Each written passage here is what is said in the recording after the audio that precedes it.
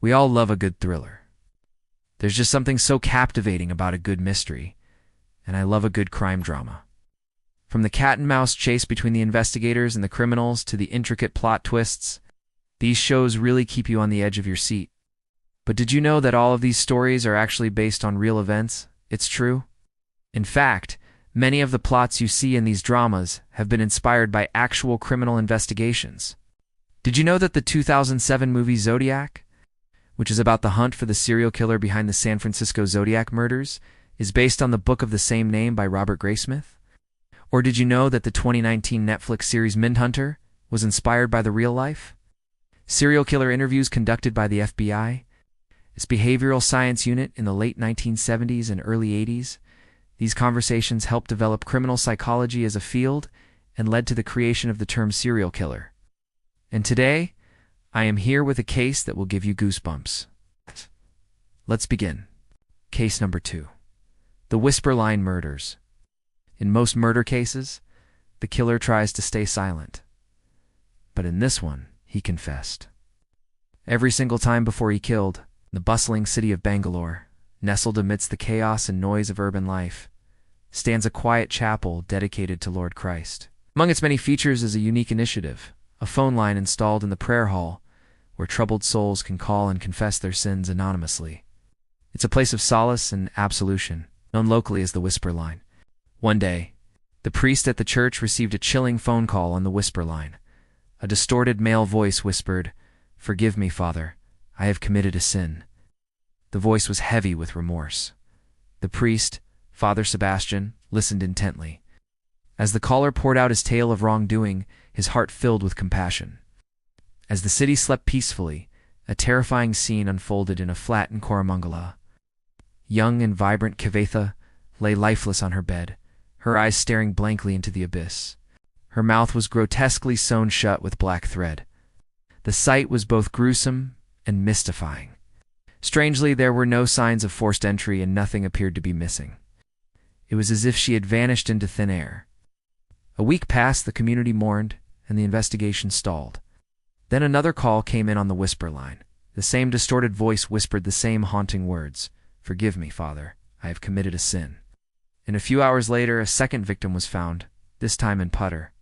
The modus operandi was identical. The victim's mouth was also sewn shut with black thread. The police were baffled. How could someone kill two people in different parts of the city and leave no trace of their identity? What was the motive behind the bizarre method of silencing their victims?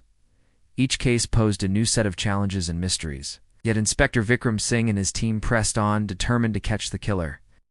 They meticulously combed through every piece of evidence, hoping to find a link between the victims, a clue that would lead them to the killer. Meanwhile, the Whisper Line continued to ring, and the killings continued.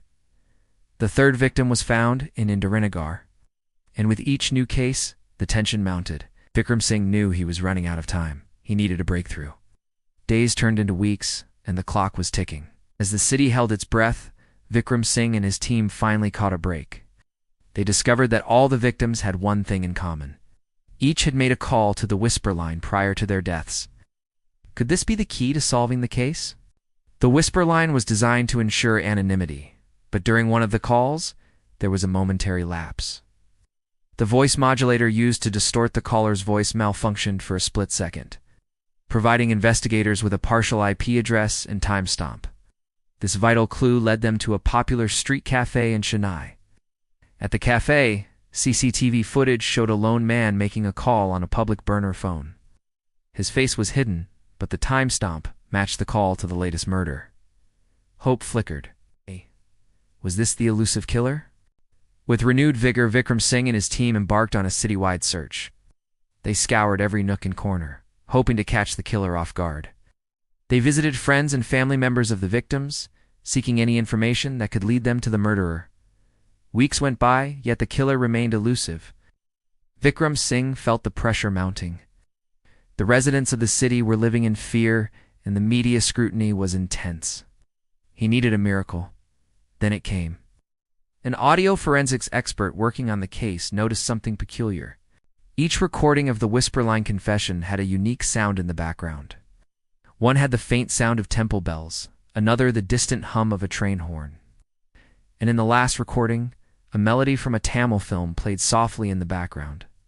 This seemingly insignificant detail became the thread that unraveled the mystery. With meticulous precision, the expert cross-referenced these sounds with locations and train schedules. The trail led them to an abandoned building near Coimbatore. The former public library stood silent and foreboding, its windows like vacant eyes staring blankly ahead. The police descended on the building, their movements swift and precise. As they searched every room, their hearts sank.